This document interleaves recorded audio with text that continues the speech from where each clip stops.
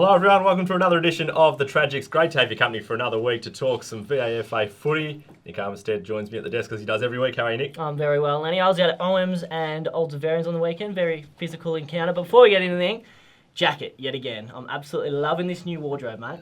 Look, I never thought I'd be one to copy anything that you do, but obviously It's a matter of time. You've been wearing the jacket for a while, and yeah, the wardrobe team here are doing a great job. Great to have a studio audience in today as well, watching us as we film. Yeah, How good's that? Good stuff. We start tonight, of course, as we do most weeks, with a bit of a dim sim update. Preston on the weekend, the Bullants going beautifully.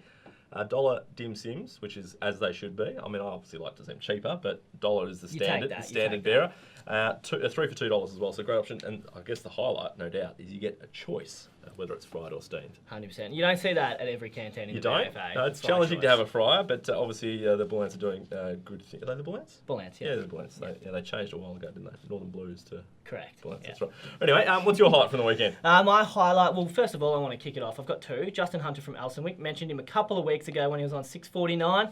Finally kicked the 650, so we know that he's a massive tragic and he tunes in. So congratulations to him. Correct, Kicked Justin. 4 goals on the weekend against South Melbourne. But Robert Badley, the ruckman from Pegs, absolute stalwart of the competition for over 15 years now, has officially announced his retirement. Now, he started there as a 19-year-old in 2005. He was a ruck in their team of the last 50 years, BOG in last year's flag. And old Ivanhoe, who they played on the weekend, gave him a guard of honour when he came off the field on the weekend. Such was the respect for him. So he's been an absolute stalwart of this competition. So congratulations to Robert Badley. Love it. A lot of retirees coming around this time of year as people realise this. Maybe they've gone one season too far. Yeah, he maybe should have finished after the flag. No, but he's been dominating this exactly, year. So. Exactly right. My highlight, well, big show tonight, I should mention. We've got Lucy Leckage to talk women's footy after a week off. We're interested to talk with her. We've also got from Q Bears, a bit of a Q Bears night tonight. Justine Cain's on. He's going to talk about how the Bears are going to win the flag. Loves the camera, Justine. Yeah, Loves it. Yep.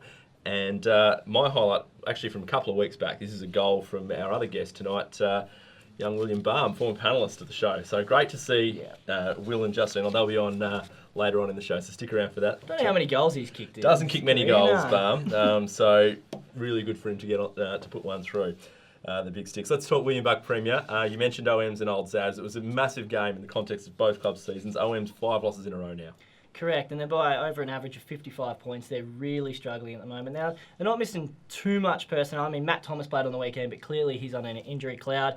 Al Armstrong played. Corley Beetham probably played the best tagging role I've seen in recent years on Tommy Pole. Tommy Pole actually got injured, a poke in the eye and then went off at three-quarter time. But it was a real physical encounter. Zaz kicked 3 goals to 1 in the second term before absolutely blitzing them with 9 goals to 1 in the second half. Dan Noonan, as you can see here, gets cleaned up with Al Armstrong early on, but comes back on for a best on-ground performance. Tommy and Clay Johnston, they've been unbelievable at the moment. And Jason Holmes doesn't lose a ruck tap. Old Zavarians are much better than a 9th place team. They're now ranked 6th.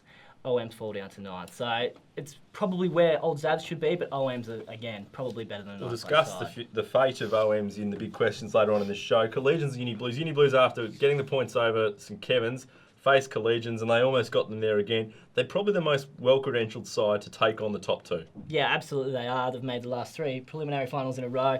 Struggled this year, but they're starting to find a little bit of form over the past month with a couple of good wins. Went super close, 4 points down. I mean, they actually hit the lead in the last quarter with his sensational James Carr goal from the boundary. But Willie J, who came back into the side last weekend, he kicked the game winner 2 minutes later, and it was great to see Lockie Ferguson, who's now had 2 games back in the best players. I don't know what the result was bigger for Old Scotch or Old Trinity. Old Trinity missing a chance to solidify a spot in 4th. Old Scotch getting a massive win for them to help them avoid relegation. Yeah, well, they've got that pretty strong percentage too, Scotch, but Trinity clearly, they're struggling at the moment. They've got a few outs. We know Brendan Yetsy's back in a few weeks, but they've only won 2 of their past 8 or 9 games, and they've had a draw within there. They're really failing to fly, but as we said, Blues aren't really grasping that 4th place opportunity. They probably will over the coming weeks, you would have thought, based on current form. But the T's are really struggling at the moment. Oh, Brighton are absolutely locks to play finals after they beat De La Salle. De La Salle not out of the bottom scrap as well either. No, and they had their chances as well in the last quarter. They squandered quite a few. You see Adrian Indovino running into an open goal here, but just kicking a little bit wide there from Indo after kicking 7 last week. Then have a look at this. This was the game winner here from Anthony Zimmerman. We love Zimmer. He's a rising star. May take it out this year. Puts it on the check side from 50, and it just flies through. One of the goals of the year. As we look at the fixture next week, what's the biggest game that you see in William Buck Premier? Definitely Old Melbourne St Bede's Mentone Tigers. I think the loser of that, are you happy to say that they probably go down? Yeah, it's probably likely, particularly if it's St Bede's, because they're just that game behind at this stage. Premier B, a bit of a worrying trend, and we've spoken about it a lot on the Tragics this year, but for Mazenod to lose by 184 points at the Snake Pit, scoring only one behind, that's a tough day at the office. You just don't see that in VAFA footy. You do not see those results, especially not in the Premier sections. We've spoken about... We rarely even see it down in Division 4 or Division 3. Don't. You just don't see that. No, at senior footy, maybe in reserves, but not in senior footy. They didn't kick their behind until the fourth quarter. Yeah. Chad Jones, absolute day out though, 13 goals, so he's up to 71 for the season, but St Bernards are just operating at 11 at the moment. For Mazenod, I understand, we sort of did a bit of investigations. They've had been destroyed by injuries this year, which is most clubs that are in a relegation fight do find themselves in that position. But 10 blokes off to Splendour in the grass as well. Yeah, that is unforgivable. 10 blokes to Splendour when you're fighting off. But it wasn't the only bit of Splendour action that we saw on the weekend. The actual president of Williamstown CYMS was missing on the weekend because he was enjoying a little bit of Splendour. So it clearly hurt Mazenod a bit more having 10 players out when they kicked 1 point for the day. So. Kerry beating Blacks as well was an interesting one at Uni Oval. Yeah, massive. Blacks have now lost their last two at Uni Oval to those two Kerry and two St Bernards, but worrying signs for Blacks losing to those two top teams. Yeah, maybe. Well, it certainly probably puts them out of the double chance pecking order now. So Halery getting a win over Parkdale Vulture was another great result there. In Premier C, Old Geelong had a big win, as did Fitzroy, Old Ivanhoe and Williamstown, all winning by 10 plus goals. Yeah, huge game, especially for Old Ivanhoe over Pegs. 88 points. Pegs have been in that top 4 discussion for probably the past 2 months. To get Old Ivanhoe, now we've said about Old Ivanhoe for years now, just the inconsistencies there, but it all clicked. Adrian Del Monte, 7 goals. Mel Mitchell's 5 goals. Too good. St Mary's just missing out against the Pirates down at Peninsula as well. Right, after the break, we're talking women's footy. Lucy Lekic is going to join us at the desk. Anytime is the right time to get fit at Anytime Fitness. Access over 400 gyms across the country 24/7 and discover why more Australians train at Anytime Fitness than any other gym. Go online and register now for your free 7-day pass and feel something better. Welcome back to the Tragics. Lucy's at the desk. Had a couple of weeks off. Lucy, what'd you do last week? I was away, also not being too great, obviously, because of concussion. So fair enough. That's why. How are you going with the concussion? We're going to be playing again this year, or we're just having a rest? Look, I went to the doctor and sort of been advised not to, so I don't think I'll be playing. There's only one more round, and Caulfield, we're not going to make the finals anyway. So yeah, I think I'll take the rest of the season off. So you've unfortunately missed Caulfield's other win as well, haven't you? Yep. So yeah, make a joke at that. Yeah, so I've missed the only 2 wins that my team's had. So I've only really played in losses. In all seriousness, the concussion, it's obviously a very serious issue and we speak about it a lot, and it's become, a lot of light being shed on it in recent years in footy. You're just taking the absolute doctor's advice on this and taking a step away from footy for the time being? Yeah, so I mean, for me, it's a precautionary measure. I've copped a lot of big hits throughout the season, and then the game against Scob a few weeks ago, I attained probably 10 head knocks, and I just, it sort of drifted me away from the game a bit. Yeah, fair enough. Nick, I mean, we talk about it a lot. When you watch women's footy, you see the girls go in harder than anything. And maybe sometimes they go in a bit too kamikaze and they don't necessarily protect their head properly. Maybe it's just from years of playing that you know how to protect yourself going into contests. Do you find that you haven't... Is it something that you would have been possibly trained on to turn your body and stuff like that when you go into contests? Well, at training we practice a few of those things here and there, but it is my first season in footy and I haven't really had much of a backbone playing before, so I don't have that protective strength and I don't really have much core strength anyway, and I also have barely any balance, so that's to my detriment, I think. And a lot of the clubs do get tackling specialists in, especially during pre-season, to teach not just tackling but how to take a tackle as well. So clubs are taking those measures, but it's through gameplay where you're actually going to be get that experience. Yeah, well, best of luck with all the stuff around it, and hope you're yourself. What was your highlight? What was your highlight out of the weekend of footy? Out of the weekend, I think the highlight was Scob defeating Marcelin. So Marcelin's second place, and Scob, as Nick mentioned previously, now the sleeping giants. So they've come really good the last few weeks, cemented their top 4 spot, and they've now prevented Marcelin from that top spot, which Melbourne Uni have. So a couple of weeks ago, I think we asked everyone who's going to win it. You said Melbourne Uni. Are you changing from that at all? You think Scob can make a run at it? I think Melbourne Uni have sort of pre-planned their finals campaign throughout the season, and they've got players now they can play for sure, and I think Melbourne Uni's still going to win. Nick's sticking with Scob, but Absolutely, I think 100%. I might jump on Q because we've got a couple of Q reps in the studio. So, One offended one too. So you're going to watch the last week for Caulfield. Do you go along and watch when you're injured as well? Have you got a group of girls that sit and watch while you're injured? Yeah. I didn't make it last week, but prior to that, when I couldn't play, I was the runner for the team. Yep. And I try and make the games that I can't play in, just moral support, just go help the team out any way I can. Do the girls have like a festivities to celebrate the end of the year after this weekend? They're trying to organise a footy trip, I think, mid-September. We're not going to make the finals, so I think everyone's pretty keen to get away. And Would you get along to the grand final in your section in Wingbuck Premier? Yeah, why not? I mean, I think it'd be quite fascinating. I'm curious after a whole season of monitoring this league. I think it'd be quite fascinating to see who's going to win. And you're back next year with the lid on? Everyone's telling me to get a lid on, so yeah, perhaps. Good on you, Lucy. We'll catch you next week. Yes. Good on you. Lucy Leckett joining us there talking women's footy. We're going to talk the Q Bears after this. Stick around.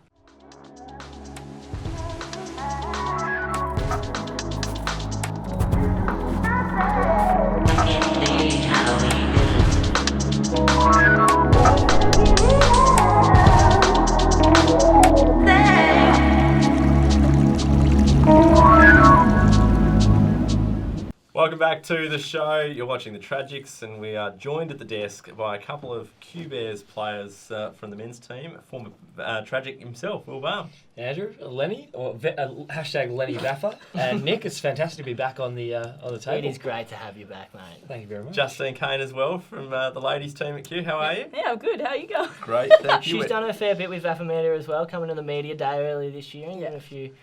What did you think of the VAFA Media Day experience? Oh, I mean, I You've thought it both was done fun. VAFA Media Days, haven't you? Yes. I actually asked him how to actually be in front of the camera, so taught me a lot of things. It was a good experience. Completely took control of all the group activities, really led from the front, captaincy style sort of stuff. Yeah, well, and I captained the reserve, so. So, bit of stage presence. He tries to give you a bit of advice on how to present and be in front of a camera. Yeah, and also, doing his podcast, he's got a bit of experience in front of, stuff Microphones. like that. Yeah, microphones. So, definitely giving me a bit of advice, and I feel like I'm getting better every day. Both coming in off a win. It's nice to come in after winning. Oh, yeah. Yeah. Well, I mean, Siege's win was fabulous. Reserves have been struggling a little bit, but, we're rebuilding. Fair enough, that's okay. It feels good. The whole club's feeling really good. Massive win by you guys against Preston Bull Ants. It was relieving because we'd only beaten the bottom two sides 4 times, but Preston are a good side. They were third on the ladder. And it just sort of came together finally because, you're in seasons, they just drag on when you're just hoping that something will sort of click. And it seemed to finally click on Saturday, which... 2 more wins and you're safe, you reckon? We're definitely safe, I think. Yeah. Oh, I shouldn't say that to Ivanhoe and Dobbs, but I think we're safe now, but yeah, definitely... 4 games clear? Yeah, 4 games clear. Yeah. Okay, fair enough. Tell us about this show that you guys do. Oh, well... What's it called? Who's Who at Q, but the official title is Who's Who and Are You New at Q. Hooly dooly. Hooly dooly. Hello and welcome. So no, the show actually came out. It wasn't any of our ideas. One of the other girls, Courtney, messaged me one day and she was like, "Oh, are you still friends with Balme?" And I was like, "Don't know why we wouldn't be." And then she had this idea. We took it and we ran with it, and it's just turned out to be a good hit with the whole club. Everyone gets around it. Nick's a big fan, I know. You watch a lot of it? I'm forced to because I get tagged in every single post from Q players. Some I've got no idea who they are, but Nick comes, I'm like, "Oh, yeah, thanks Emily O'Byrne," and all these sorts of names. So. They really wanted us on the show. Yeah, no, it's an absolute ripping show, and the editing is elite. Oh, you're welcome. Yeah. So, do you focus on the fashion of the individuals that various, that roll into the club? Well, it's really Balme who has the best fashion sense. We've got the old jumper back here on the desk, which is great to see. Yeah. Wear these weekly on the show here. Yeah, very loyal to this jumper. It's a beauty. Yeah, I haven't seen him wear any other jumper around the club. But we had a retro evening a couple of weeks ago, and we all told everybody to go through Balme's wardrobe because he has the most retro fashion sense.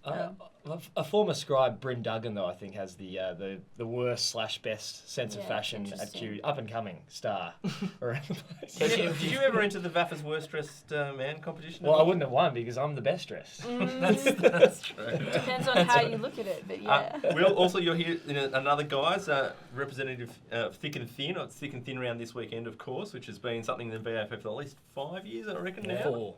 4 years. 4 years, thank you. It's good, guys. So tell us a little bit about what Thick and Thin Round means, I guess, from your perspective and across the wider VAFA. Yeah, so from my perspective, got involved last year with Simon Hogan, Scott Sherwin, who are both fantastic ambassadors for the league. I got involved because I've had some personal experience with anxiety and depression, and for me it's been wonderful just working with people of the quality of those two and also a number of others.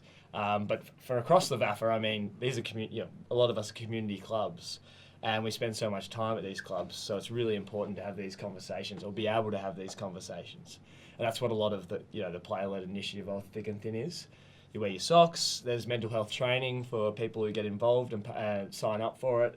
And a lot of conversations, I think, happen over the next few weeks. I'm going to Ormond tomorrow night, and as you know, I'm not, Ormond and I don't traditionally get along, but I'm going to go speak there with Tamara, another representative. So yeah, I think it's a fantastic initiative, and I love being involved. So just explain to me, the money raised goes towards these educational sessions for a member of each club that's involved? Or? Yeah, a couple of members, they do it a couple of times a year, and there's also, they're involved with the GDFL as well now. So the mental health training group, I think that's what they call, they do fantastic stuff. It's really practical. For the tough conversations you got to have about anxiety, depression, but also just other disorders, mental disorders. Excellent. You're going to keep playing? I reckon I've got one more season in me. How many games have you got now? 120, I think I played. 150 life membership, is it? Or? Let's say so, because I've done a lot off the field. I tell you what, man. Who's who at Q, other stuff. Some elite work. Justine, how are you enjoying first year in the VAFA for Q, isn't it? Yeah, first in the VAFA for Q. Well, I've had a ripper season. Been out for 6 weeks because I broke my fingers. So, really doing really well. Loving it, though. Footy's definitely... That chat we're having with Lucy about girls knowing how to protect themselves going into the packs, is that something you are aware of out there, and the way girls crash in? Well, I mean, personally, I haven't actually hit my head playing football, and this is my second season. I think it's just life experience that I've had outside of footy. I umpired a game, and Justine was playing the reserves, and she goes in extremely hard. I think she's learnt how to turn, how to tackle. Yeah, ferocious. My brother's been a big influence on that one. So that's the life experience. Yeah, no, probably got the best advice from Balme when he umpired that game, and he was like, you probably should fix this, this, and this, and tried to do that. So if I continued on playing the rest of the season, potentially would have played a seniors game, but who knows, maybe next season I'll come back. In terms of the senior girls, they're absolutely flying at the moment. I think they've won 60 past 7 or something like that. How do you see it stacking up? Who are the biggest threats going in September? Well, I think the biggest threats would be Marcelin and Melbourne. Just hearing Lucy talk before. No, I think Q's definitely... We got a really good group and a really strong group, so I think we got a lot of potential to potentially get up there and win. A lot of potential. A lot of potential to potentially win. No, so I think we've definitely got a good squad. So good luck from the finals for the senior team and for you coming back next year and playing and getting to see you. Well, good luck for the rest of the year. Hope to see you kick a few more goals. Yes, I know. It was a snag, wasn't it? Rare event. How many rare. goals have you kicked in your 120 odd games? About 9. Okay, so we've managed to catch one of them. That's rare. That's so rare. Jamie Shanahan. Thanks to Justine and to Will. We'll be back with more to wrap up after this. Anytime is the right time to get fit at Anytime Fitness. Access over 400 gyms across the country 24/7 and discover why more Australians train at Anytime Fitness than any other gym. Go online and register now for your free 7-day pass and feel something better. Welcome back to the Tragics. It's been a big show, but it's only going to get bigger from here, Nick, as we look at the best use of social media, the quick questions, and best and worst case scenarios. What have you got for us in social? Now, as a kid, one of my favourite things was to do storytelling.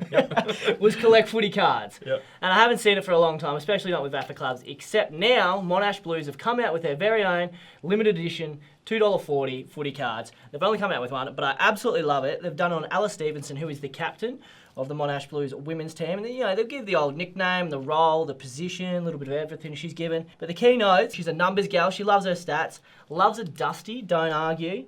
And my favourite, she refuses to get married and start a family for fear of missing out on footy. So these are things we wouldn't know without these cards. Collectibles, $2.40. Get involved, love it. Monash Blues. I don't know who's buying them. Family? I'm going to Albert Park, just loving everything they're doing in the social space at the moment, but I'm particularly loving any club that's just getting a bit of someone to stick a phone up and take a video, particularly when they're kicking goals like this from the boundary. Love it. Just general great effort from Albert Park. Yeah, I love hearing the crowd noise in the back, and that was their treasurer too. I think they snagged that in the twos. Very nice. Let's get into the quick questions, Nick. Lenny, is Glen Ira officially back into outright flag favouritism after defeating Hawthorn? I don't know if they were ever out of outright flag favouritism, were they? Well, they had 2 very tight wins by 5 points. Well, they haven't lost. 1. Oh, they've lost. They one. have lost. Yeah, sorry. No, I think Hawthorn are going to win it still. 7 points is not a big loss. I think it's going to be Hawthorn will win it. This is me to you. Women's footy. Who's going to win the crunch games this weekend? Haileybury and Mentonians and Therry and Canterbury are the 2 big games. They are the big games. They're the ones that are going to decide 4th spot in their respective sections. I think Haileybury should get over Mentonians. Now, they had a massive win on the weekend. And Therry Penola versus Canterbury. Now, it's interesting because Therry absolutely smacked Canterbury by 24 points in round 3. But I think Canterbury's the one that's going for 4th spot, and I think they should get up and replace South Melbourne Districts, who will lose to St. Beats. Lenny, got that out. So up to you, mate. Bowie have the big 3 in the next 3 weeks. Yep. Can they take a scalp and continue their 6-game winning streak? If they do take a scalp, they definitely play finals. If they don't, Caulfield can still make it. Ooh, that's a big call. Caulfield can still make it. Yeah, mathematically. They can still make it. So I think... I probably don't think they can take one of the big 3 at this stage. Too much to ask. To answer the question. Right, is Ormond gone? 2 straight losses to Oakley and Paran. Disappointing so far. They have been. So the round 1 to 6, defensively, they were averaging 56.8 points against. Fantastic effort. From rounds 7 to 14 over the past 8 rounds, that's increased to 85.9. So they're giving up another 5 goals a game. Now, they're certainly not gone. I'll give that. They're still second on the ladder, but they are struggling. They'll need to fix a lot of things defensively if they are to make the grand final and potentially win it in Division 1. Best case, worst case. What's your best case from the weekend? Aaron Cloak, Chad Jones and Travis French from South Mornington kick bags because I want to see 100 goals kicked somewhere this season. Now they're on 76, 76 and 71 respectively. So hopefully we can see a big one in those last 4. Who's the most likely out of those 3 names? Oh, I think Aaron Cloak on 76. But Trav French has kicked 2 bags of 14 and 2 bags of 10.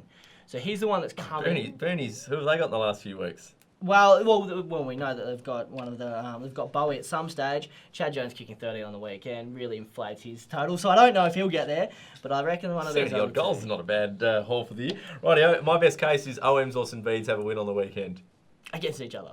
Well, one of them's got to win, so whoever wins, best case for them. Do you agree that worst case? Worst case is one of them lose. So that's what I'm going with. Like, realistically, it is a massive game, and I don't know what the radio game is yet, but maybe it should be that game. It's the Uni Blues game, but... Okay, fair enough. Yeah. My worst case scenario, we see a serious women's injury 1 week prior to finals. Now, 2 weeks, we've got women's finals. Cannot wait. Do not want to see any injuries to any star players. Or anyone in fact. It's been good fun tonight. Ed Fingrad. Good on you, Nick. We'll see you next week on the Tragics.